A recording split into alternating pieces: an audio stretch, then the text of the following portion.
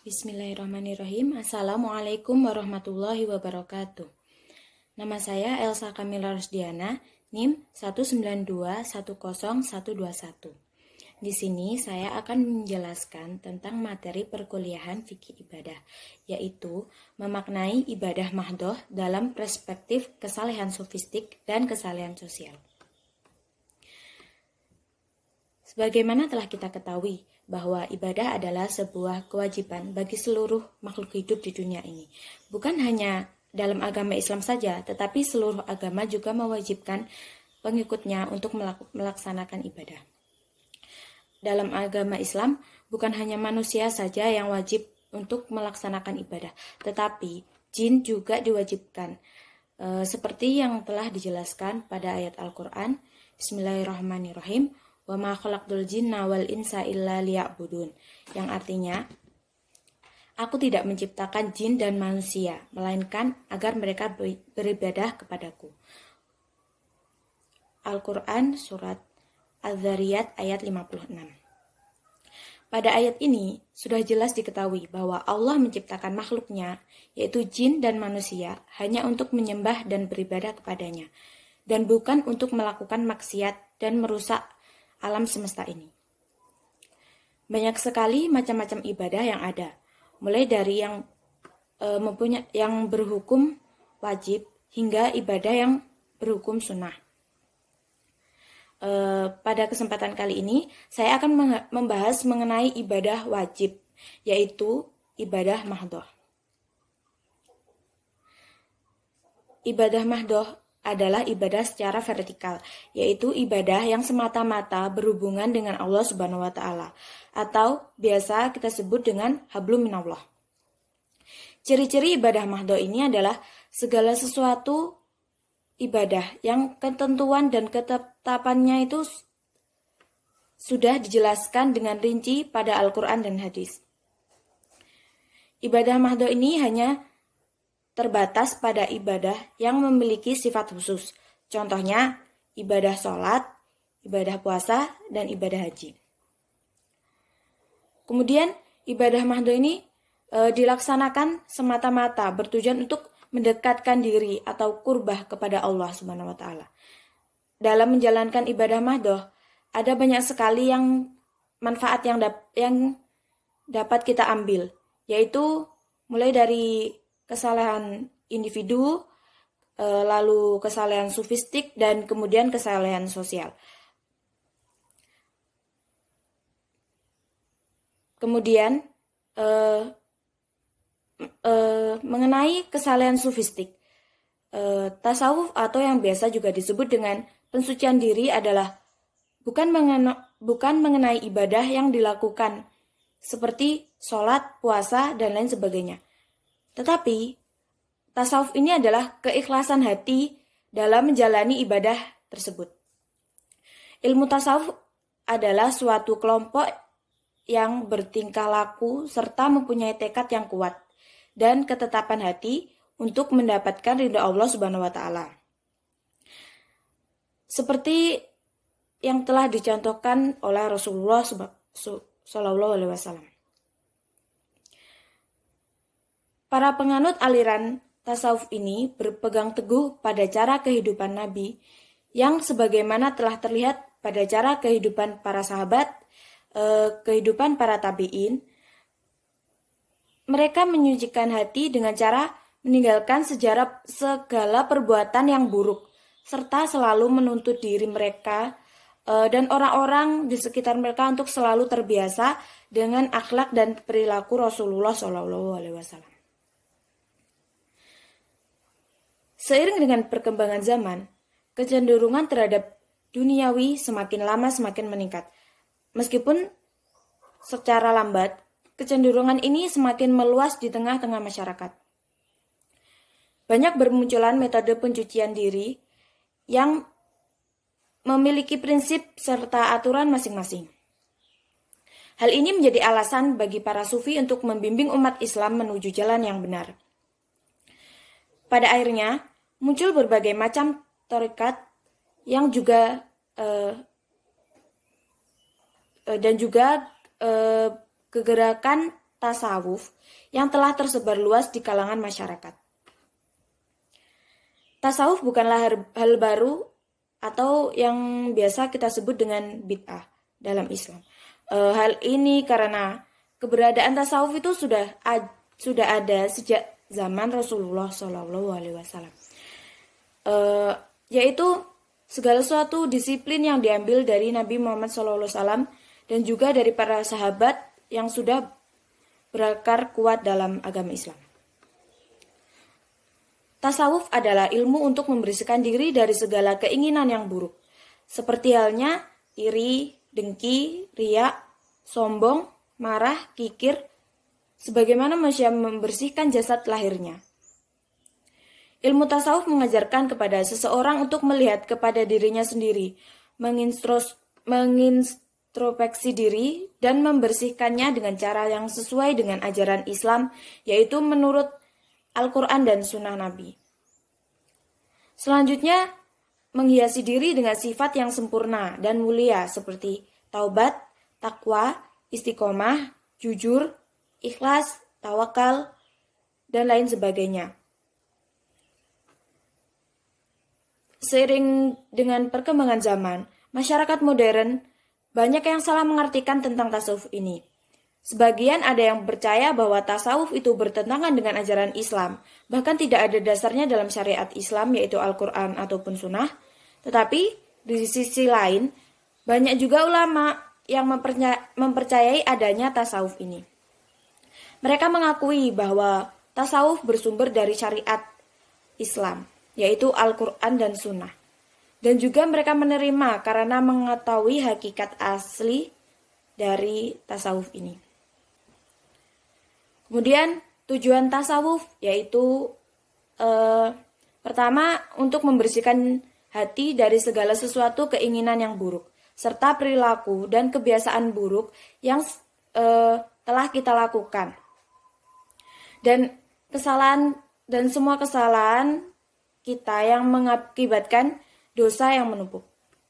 Tasawuf ini memiliki tujuan inti yaitu untuk menghilangkan segala perilaku buruk dan semua perbuatan dosa yang telah kita perbuat, serta mensucikan diri dari dan senantiasa menghiasi hati dengan segala sesuatu perilaku yang terpuji, sebagaimana yang telah sesuai dengan Al-Quran dan Sunnah. Kemudian, tujuan puncaknya yaitu untuk membantu umat Islam dalam mencapai titik ihsan atau sempurnanya akhlak, dan selalu menjadikan Nabi Muhammad SAW sebagai contoh yang sempurna. Kemudian, selanjutnya adalah toharoh. Sebelum melakukan serangkaian ibadah, kita tuh diharuskan untuk bertoharoh atau bersuci. Nah, toharoh secara bahasa adalah membersihkan diri dari segala jenis kotoran, baik yang terlihat ataupun yang tidak terlihat. Sedangkan menurut istilah, toharoh berarti menghilangkan hadas atau membersihkan najis dan kotoran yang menempel di badan atau yang menghalangi sahnya sholat atau ibadah yang lainnya dengan menggunakan air atau debu yang suci.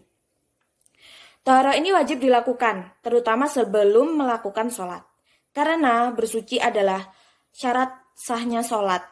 Dan tanpa bersuci, maka sholat atau ibadah kita itu tidak sah hukumnya. Ada banyak macam cara bersuci, yaitu dengan wudhu, mandi, dan tayamum. Semua macam bersuci tersebut dapat dilakukan sesuai dengan kebutuhan berdasarkan macam-macam hadas yang ingin disucikan. Hukum bersuci atau toharoh ini adalah wajib. Hal ini sudah banyak dijelaskan pada Al-Quran. Salah satu ayat yang menjelaskan tentang perintah untuk bersuci adalah Quran Surat Al-Ma'idah ayat 6. Bismillahirrahmanirrahim. Ya ayyuhalladzina amanu idza qumtum ila sholati faghsilu wujuhakum wa aydiyakum ilal marafiqi wamsahu biru'usakum wa arjulakum ilal ka'bain. Artinya, wahai orang-orang yang beriman, apabila kamu hendak melaksanakan sholat, maka basuhlah wajahmu dan tanganmu sampai ke siku. Dan sapulah kepalamu dan basuh kedua kakimu sampai kedua mata kaki. Quran Surat Al-Maidah ayat 6. Kemudian, kesalahan sofistik yang kita dapat dari toharoh. Ada 3 istilah yang berkaitan dengan pembersihan atau pensucian, yaitu nadofah, tazkiyah atau pembersihan batin, dan toharoh, pembersihan lahir dan batin. Pengertian toharoh dalam kitab fikih adalah pembersihan dan pensucian diri dari hadas besar atau hadas kecil.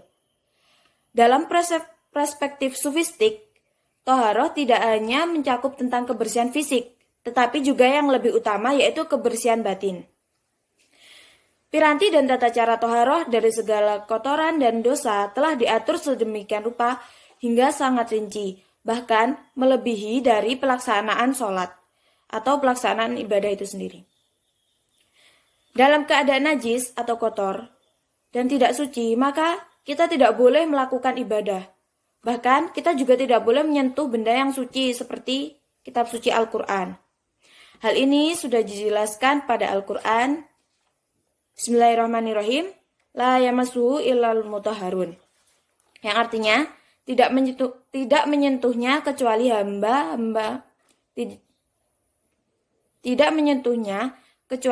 hamba-hamba yang disucikan. Quran Surat Al-Waqiah ayat 79. Jadi, kita harus berhati-hati jika sedang tidak dalam keadaan suci. Manusia memiliki maksiat dan dosa yang telah membuat mata hati dan juga membutakan mata hati dan juga membutakan nurani.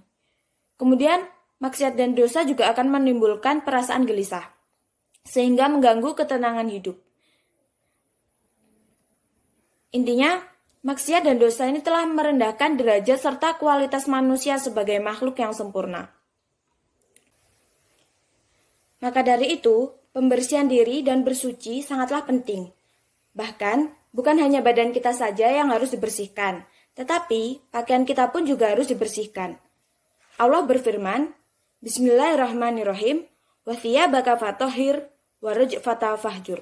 Yang artinya, bersihkanlah pakaianmu dan tinggalkanlah perbuatan dosa. Quran Surat Al-Mudaththir ayat 4 dan 5. Thiyab atau pakaian pada ayat ini, menurut kalangan sufi bukan hanya pakaian luar saja, tetapi adalah badan itu sendiri.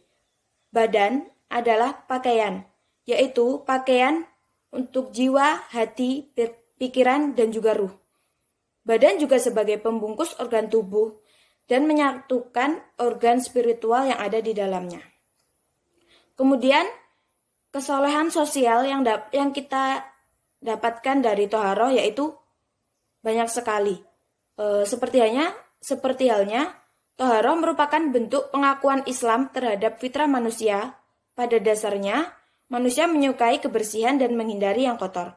Dengan toharoh, dapat menjaga kemuliaan umat Islam. Orang Islam menyukai kehidupan yang bermasyarakat. Maka dari itu, dengan kebersihan, maka akan terasa nyaman. Kemudian, dengan toharoh dapat menjaga kesehatan. Karena adanya kebersihan merupakan hal pokok dalam menjaga kesehatan. Selanjutnya adalah, dengan toharoh memudahkan kita untuk mendekatkan diri kepada Allah. Hal ini karena Allah sangat menyukai kebersihan.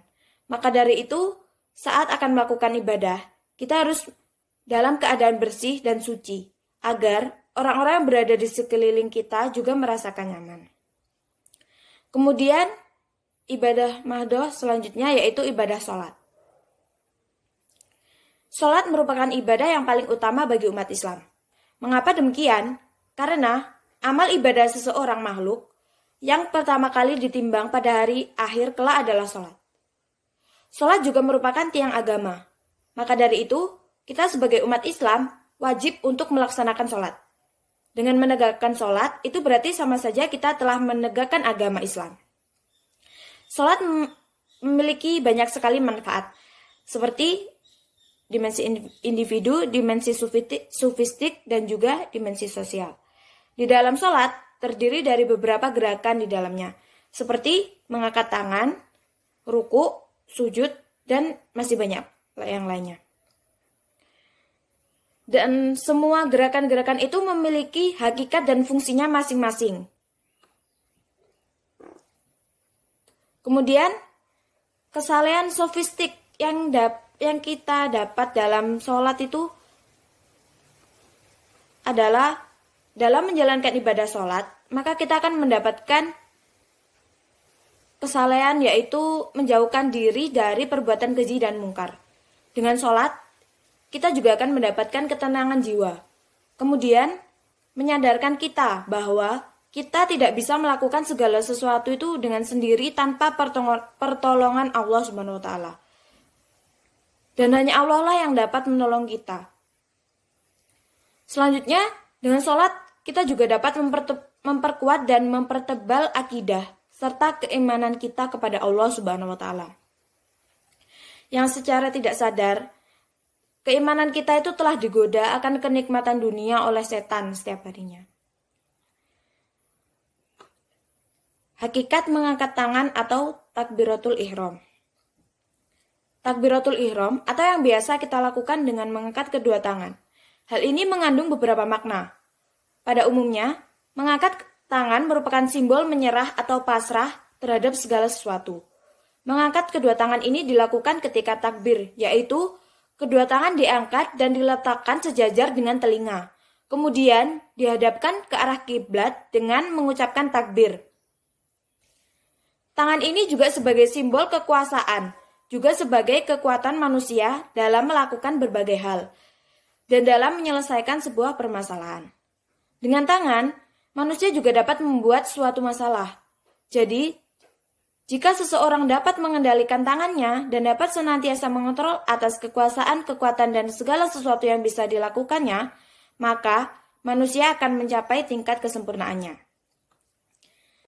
Dengan mengangkat tangan, kita niatkan dengan segala kekuatan dan kelemahan diri kita serahkan sepenuhnya kepada Allah Subhanahu wa Ta'ala. Dengan mengucapkan kalimat takbir, memiliki kekuatan untuk menjadikan kita merasa kecil di hadapan Allah Subhanahu wa Ta'ala. Semua jabatan, harta, dan status sosial tidak ada apa-apanya dibandingkan dengan kebesaran Allah Subhanahu wa Ta'ala. Kedua tangan yang selama ini menjadi andalan manusia, setelah diangkat langsung dilipat, yang menandakan tidak ada arti apa-apa. Manusia bagaikan patung atau mayit yang tanpa kekuatan dan tidak dapat melakukan apapun. Tangan yang kita angkat setiap hari dalam takbiratul ihram minimal 5 kali dalam sehari semalam seharusnya menjadi khalifah dan abid. Lantas untuk apa kita mengangkat tangan kita setiap hari tetapi kita tidak dapat mewujudkan perubahan yang besar dalam hidup kita? Jangan sampai kita melakukan suatu ibadah tetapi kita malah menjadi orang yang tidak benar di mata Allah. Kemudian selanjutnya hakikat ruku. Pembahasan mengenai ruku sudah banyak terdapat dalam Al-Quran dan juga dalam kitab-kitab fikih. Allah berfirman, Bismillahirrahmanirrahim, wa aqimus sholata wa atuz zakata warka'u ma'ar raki'in. Yang artinya, dirikanlah sholat, tunaikanlah zakat, dan rukuklah beserta orang-orang yang ruku. Quran Surat Al-Baqarah ayat 43. Dalam kitab-kitab tasawuf sudah banyak dijelaskan mengenai hakikat ruku. Salah satunya adalah ruku sebagai simbol rasa tunduk seorang hamba, yaitu manusia kepada Tuhannya yang rela untuk merukukkan kepala sebagai mahkota yang memiliki derajat yang tinggi kepada Allah Subhanahu wa Ta'ala. Ruku bukan hanya kepala saja, tetapi juga merukukkan segala potensi diri, mulai dari kepala, hati, jiwa, serta akal pikiran kita. Seseorang tidak akan mencapai hakikat ruku jika hanya ruku lahirnya saja, tetapi batinnya tidak. Kemudian yang selanjutnya adalah hakikat sujud. Sujud berasal dari bahasa Arab yang memiliki makna menyungkurkan kepala ke tempat paling rendah.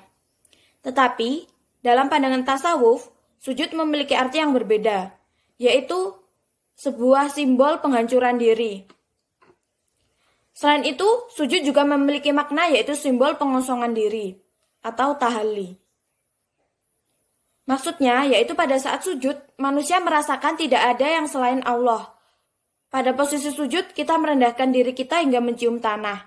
Hal ini sebagai pengingat bahwa kita adalah makhluk yang rendah di hadapan Allah Subhanahu wa Ta'ala dan kita hanyalah makhluk yang sepenuhnya milik Allah.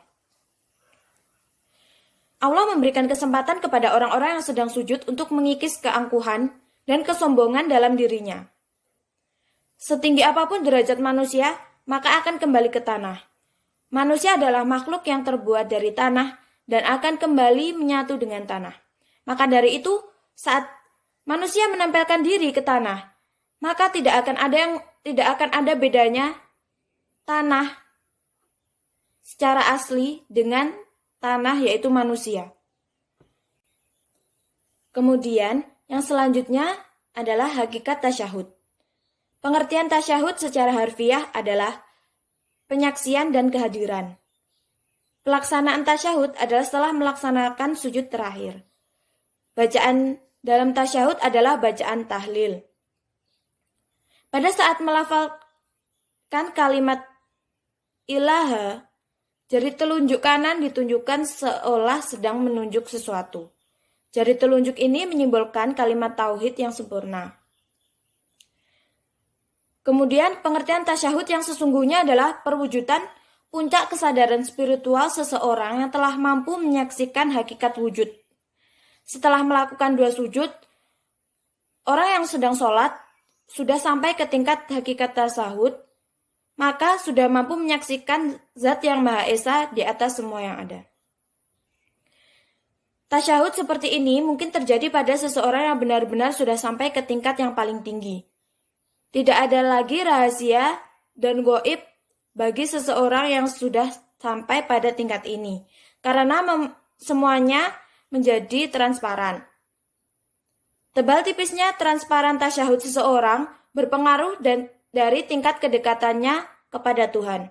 Semakin dekat seseorang kepada Tuhannya, maka transparan tasyahudnya semakin jelas. Dan jika semakin jauh seseorang kepada Tuhannya, maka semakin jauh pula transparannya.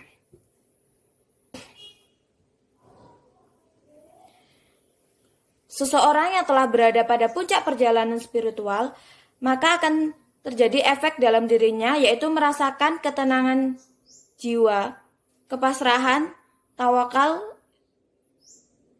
dan merasakan aliran positif serta ketentraman. Segala sesuatu telah diserahkan kepada Tuhan dan pasrah dengan apa yang akan terjadi. Kemudian diharapkan tidak akan membenci siapapun, karena sesungguhnya yang dibenci tersebut adalah bagian dari penampakan atau tajalli dari Tuhan. Fungsi tasyahud yang dilakukan setelah 2 sujud adalah untuk mentransformasikan seorang hamba dari keabadian manusia kepada keabadian ilahi. Selain itu, tasyahud juga memiliki fungsi untuk merubah kita dari al-fana kepada al-baqa. Pengertian tasyahud selanjutnya adalah keluar dari kesatuan konsep ke pluralitas wujud.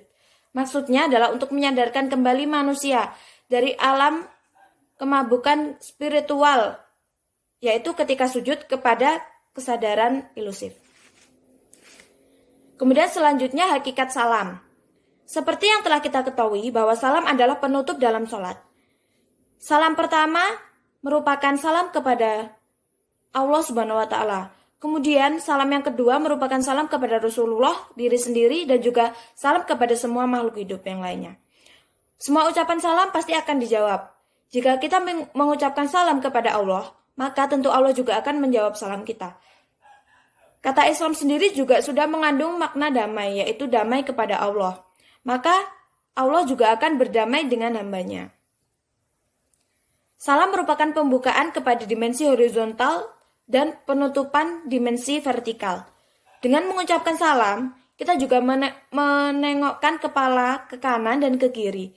Hal ini berarti kita mengaku bahwa kita memiliki hubungan baik dengan Allah di dalam sholat. Kemudian, kita diminta untuk membuktikan bahwa kita juga memiliki hubungan baik dengan sesama manusia. Maka dari itu, antara hablum minallah dan hablum minannas itu memang tidak dapat dipisahkan dan saling berhubungan satu sama lain. Kemudian, kesalahan sofistik lain dalam sholat adalah sholat subuh. Yang pertama yaitu sholat subuh. Orang yang melaksanakan sholat subuh berjamaah selama 40 hari, maka ia akan diberi 2 kebebasan. Yang pertama yaitu dibebaskan dari api neraka, dan yang kedua dibebaskan dari kemunafikan. Kemudian yang kedua yaitu sholat duhur. Orang yang melaksanakan sholat duhur, maka akan diharamkan baginya untuk berada di atas uap api neraka jahanam kelak pada hari kiamat. Kemudian yang ketiga, sholat asar. Orang yang melaksanakan sholat asar, maka akan diampuni segala dosanya seperti bayi yang baru lahir. Kemudian sholat maghrib. Orang yang melaksanakan sholat maghrib dengan ikhlas, maka Allah akan mengabulkan segala permintaannya. Kemudian sholat isya. Orang yang melaksanakan sholat isya berjamaah, maka diharamkan baginya api neraka dan akan diberikan kepadanya cahaya untuk menyeberangi jembatan Shirathul Mustaqim. Kemudian kesalahan sosial yang kita dapatkan dari sholat. Ini banyak sekali. Contohnya sudah ada dalam Al-Quran. Bismillahirrahmanirrahim. Fawailul lil musallin alladzina hum an sholatihim sahun alladzina hum yura'un wa yamna'unal ma'un. Yang artinya, maka celakalah bagi orang yang sholat, yaitu orang-orang yang lalai dalam sholatnya, orang-orang yang berbuat riya dan enggan menolong dengan barang yang berguna. Al-Quran Surat Al-Ma'un ayat 4-7. Dengan adanya ayat ini mengingatkan kepada manusia yang melakukan sholat tetapi tetap melakukan suatu perbuatan yang keji. Perbuatan dosa dan maksiat yang tidak pantas dilakukan oleh seorang muslim. Lantas untuk apa dia melakukan sholat?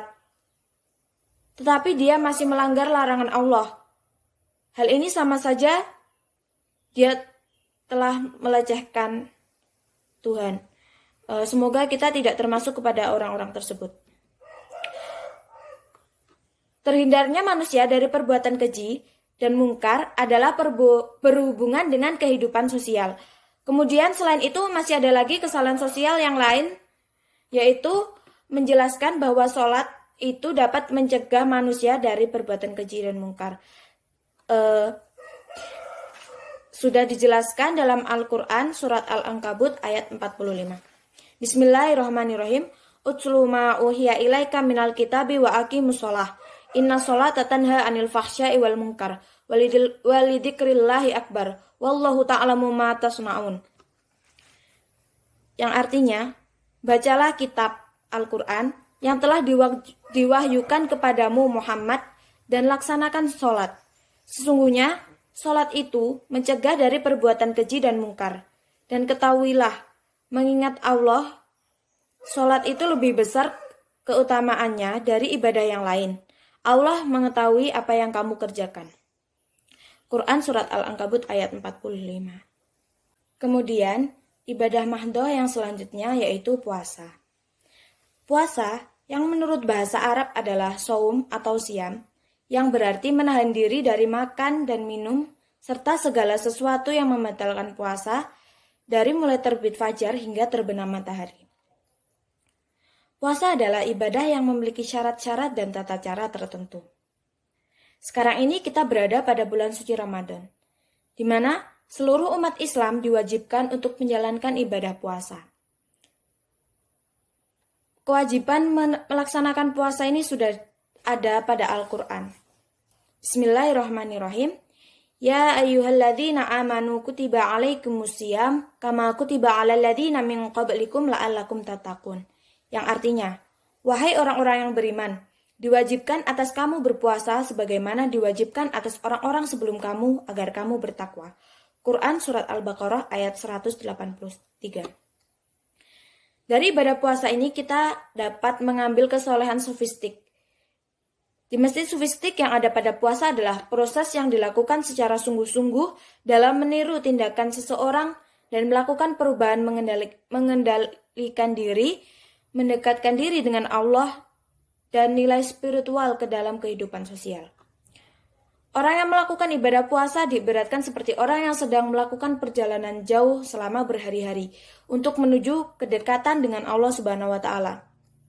Semakin banyak amalan sunnah yang dilakukan pada saat berpuasa, maka semakin dekat juga hubungan manusia dengan Allah Subhanahu wa taala. Para sufi berijtihad dan selalu berusaha untuk berada sedekat mungkin dengan Tuhan.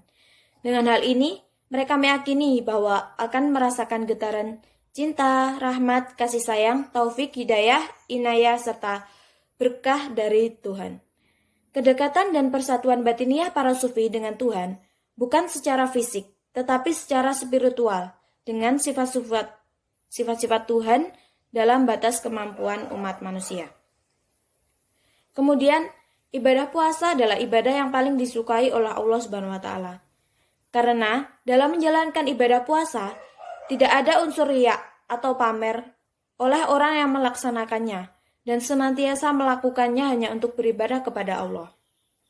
Orang yang sedang berpuasa merasa selalu diawasi oleh Allah, sehingga dengan ini manusia tidak akan berani untuk melanggar segala yang membatalkan puasa. Kemudian juga tidak akan berani untuk melakukan dosa dan maksiat. Hal ini menjadikan manusia merasa lebih dekat dengan Allah Subhanahu wa taala. Allah akan menjamin keselamatan orang yang sedang berpuasa selama ia menjalankannya dengan memenuhi syarat dan ketentuan. Dengan berpuasa, tubuh juga akan menjadi lebih sehat karena kondisi pencernaan yang stabil dan tidak bekerja terlalu keras dalam memproses makanan. Dalam menjalankan puasa, maka terdapat banyak hal yang kita lakukan, seperti sikap qanaah, yaitu selalu berusaha mencari makanan dan minuman yang halal dan tidak berlebihan untuk sahur dan juga berbuka puasa. Kemudian, sikap istiqomah, di mana orang yang sedang berpuasa selalu mengerjakan segala sesuatu dengan tepat waktu, seperti halnya sahur, kemudian menyegerakan untuk berbuka puasa, sholat sunnah tarawih pada waktunya, dan sebagainya. Dan sikap yang terakhir yaitu sikap sabar. Saat melakukan ibadah puasa, kesabaran umat manusia itu diuji, yaitu kita diuji untuk sabar dalam menahan rasa lapar, haus, serta sabar untuk mengendalikan hawa nafsu dan segala sesuatu yang dapat membatalkan puasa. Juga termasuk mengendalikan amarah. Kemudian, kesalehan sosial dalam puasa adalah ibadah puasa itu dapat menjadi benteng dari kemaksiatan dan kemungkaran bagi seseorang yang melaksanakannya. Hal ini jika dilaksanakan dengan niat yang tulus dari hati dan hanya ingin mengharapkan ridha Allah Subhanahu wa taala semata. Dengan berpuasa, maka kita akan merasakan kesalehan sosial, yaitu sebagai sarana agar manusia merasakan kefakiran, kelemahan, serta kepatuhan kita kepada Allah Subhanahu wa taala, melawan diri kita dalam menahan hawa nafsu dalam rangka untuk mendapatkan ampunan atas segala dosa yang telah kita perbuat dan mendapat ridhonya, serta mendapat tempat yang paling dekat dengan Allah Subhanahu wa taala. Dalam menjalankan ibadah puasa, manusia juga dilatih dalam menjaga pola makan. Hal ini juga memberikan manfaat yang besar bagi tubuh. Puasa sangat bermanfaat bagi sistem pencernaan manusia. Saat berpuasa, sel-sel yang ada pada tubuh kita itu yang semula mati dan hancur akan terbentuk kembali. Dengan hal ini, maka efektivitas kerja sel tersebut akan meningkat, sehingga akan menambahkan kesehatan bagi tubuh manusia. Selain itu, dengan berpuasa juga dapat memperbaiki fungsi hati, sehingga hati akan bekerja secara optimal. Kesalahan sosial lainnya dalam ibadah puasa adalah senantiasa menjaga semua indera dari perbuatan yang tercela, seperti menjaga pandangan dari segala sesuatu yang dimakruhkan, menjaga lisan dari perkataan buruk, ghibah, dusta, fitnah, dan sebagainya, kemudian menjaga telinga dari segala sesuatu yang dimakruhkan untuk didengar, dan menjaga bagian tubuh lain seperti tangan dan kaki agar tidak melakukan dan sesuatu yang dilarang dan menuju ke tempat-tempat yang terlarang dan ke tempat yang tidak bermanfaat. Kemudian, Hikmah puasa yang lain adalah melatih kesabaran sebagai ungkapan rasa terima kasih dan syukur kepada Allah, menahan hawa nafsu, merasakan penderitaan orang yang tidak mampu, dan juga untuk menjaga kesehatan. Kemudian, ibadah mahdoh selanjutnya yaitu ibadah haji. Ibadah haji adalah ibadah yang wajib. Ibadah ini juga ibadah yang sangat penting karena hanya dilakukan sekali dalam seumur hidup. Perintah melaksanakan ibadah sudah ada sejak zaman Nabi Ibrahim. Dan ketika zaman Rasulullah, ibadah haji menjadi salah satu rukun Islam. Haji merupakan ibadah badaniyah, juga sebagai ibadah maliyah. Seperti yang telah kita ketahui bahwa ibadah haji merupakan ibadah wajib. Hal ini sudah ada pada Al-Quran yaitu surah Ali Imran ayat 97. Bismillahirrahmanirrahim. Fihi ayatum bayyinatum maqamu Ibrahim wa man dakhalahu kana aminan walillahi 'alan nasi hijjul baiti man istata'a ilaihi sabila wa man kafara fa innallaha ghaniyun 'anil 'alamin. Yang artinya, di sana terdapat tanda-tanda yang jelas, di antaranya makom Ibrahim. Barang siapa memasukinya, Baitullah, amanlah dia. Dan di antara kewajiban manusia terhadap Allah adalah melaksanakan ibadah haji ke Baitullah, yaitu bagi orang-orang yang mampu mengadakan perjalanan ke sana. Barang siapa mengingkari kewajiban haji, maka ketahuilah bahwa Allah Maha Kaya, tidak memerlukan sesuatu dari seluruh alam. Quran Surat Ali Imran ayat 97. Banyak sekali ayat Al-Quran yang menjelaskan tentang seruan untuk melaksanakan ibadah haji. Seperti dalam surat Hajj juga terdapat ayat yang menjelaskan perintah untuk melaksanakan haji. Bismillahirrahmanirrahim. Wa adzin fin nasi bil haji ya'tuka rijalan wa ala kulli dhamirin ya'tina min kulli fajjin amikin. Yang artinya, dan serulah manusia untuk mengerjakan haji. Niscaya mereka akan datang kepadamu dengan berjalan kaki atau mengendarai setiap unta yang kurus. Mereka datang dari segenap penjuru yang jauh. Quran Surat Al-Hajj ayat 27. Kemudian, kesalahan sofistik yang kita dapatkan dengan ibadah haji adalah ibadah haji merupakan salah satu ibadah dalam rukun Islam. Dengan hal ini, ibadah haji merupakan ibadah yang sangat istimewa dengan ibadah yang lain. Karena pelaksanaan ibadah haji itu berada di Baitullah, yaitu di Tanah Haram, di Makkah Al-Mukarramah. Pentingnya ibadah haji ini karena memiliki manfaat bagi dimensi sofistik. Haji dan umrah memiliki sisi spiritual yang tinggi dibandingkan yang tampak pada luarnya saja. Kemudian, ibadah ini juga memiliki sisi batin yang harus diperhatikan dengan serius agar tujuan inti dari haji dan umrah bisa tercapai. Tujuan inti dari ibadah haji yaitu terwujudnya pensucian diri. Apabila pada saat wukuf di Arafah bertepatan dengan hari Jumat, maka Allah Subhanahu wa taala akan mengampuni dosa semua orang yang sedang wukuf. Hari itu merupakan hari yang baik karena Rasulullah melaksanakan haji wada pada hari tersebut. Kemudian, apabila melaksanakan tawaf selama 7 minggu, sama dengan melaksanakan 1 kali ibadah umrah.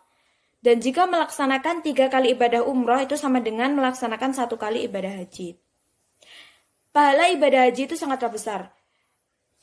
Diriwayatkan dari Al-Hasan Al-Basri bahwa jika berpuasa 1 hari di Makkah sama saja dengan berpuasa selama 100.000 hari di tempat lain. Kemudian bersedekah sebesar 1 dirham, maka akan dibalas pahala yang setara dengan sedekah 100.000 dirham. Kemudian begitu juga dengan semua kebaikan yang dilakukan, maka akan dibalas dengan 100 kali lipat pahalanya. Maka dari itu sebisa mungkin kita memaksimalkan ibadah pada saat melaksanakan haji atau umroh. Kemudian kesalahan sosial yang kita dapatkan dengan haji yaitu Ibadah haji merupakan ibadah impian seluruh umat Islam di berbagai belahan dunia. Hal ini karena hanya orang-orang tertentu yang dapat melaksanakan ibadah haji, yaitu orang-orang yang telah mendapatkan panggilan. Kemudian dengan ibadah haji, ada sisi kesan sosial yang bisa didapatkan. Allah menghadirkan ibadah haji sebagai sarana agar umat Islam dapat mengunjungi rumahnya, berlutut di tanah suci, memohon ampun atas segala dosa, dan menangis, bersyukur atas segala nikmatnya. Hal ini diibaratkan sebagai gladi bersih kelak kita di padang mahsyar. Allah berfirman dalam surat Al-Hajj ayat 28, Bismillahirrahmanirrahim.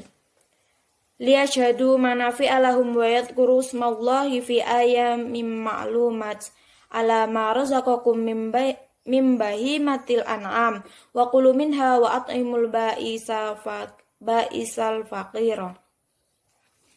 Yang artinya, agar mereka menyaksikan berbagai manfaat untuk mereka dan agar mereka menyebut nama Allah pada beberapa hari yang telah ditentukan atas rizki yang Dia berikan kepada mereka berupa hewan ternak, maka makanlah sebagian darinya dan sebagian lain berikanlah untuk dimakan orang-orang yang sengsara dan fakir. Menurut ayat tersebut, dengan adanya ibadah haji, itu dapat memberikan manfaat bagi sosial, yaitu dengan memberikan rizki kepada masyarakat sekitar, orang-orang yang membutuhkan dan orang-orang fakir, yaitu yang berupa hewan ternak atau hewan kurban yang ada pada saat musim haji. Kemudian, juga dengan adanya musim haji ini dapat meningkatkan perekonomian masyarakat sekitar. Para pedagang akan mendapatkan banyak keuntungan, karena dagangan mereka itu akan laku terjual pada saat musim haji ini. Secara tidak langsung ini telah membantu masyarakat sosial. Kemudian kesalehan sosial yang ada pada ibadah haji, yaitu haji dapat digunakan untuk membina persatuan dan kesatuan antar umat Islam. Juga mendorong manusia agar selalu menjaga kesehatan, karena ibadah haji adalah ibadah yang berat dan memerlukan persiapan fisik dan juga biaya yang besar, serta kesabaran dan ketabahan dalam segala sesuatu. Ibadah haji terasa istimewa, karena ibadah haji merupakan ibadah yang merupakan penyempurna rukun Islam. Harta, jiwa, dan raga dikerahkan untuk mendapatkan ridho Allah dalam melaksanakan ibadah haji dan umrah. Sekian dari saya, kurang lebihnya mohon maaf. Wassalamualaikum warahmatullahi wabarakatuh.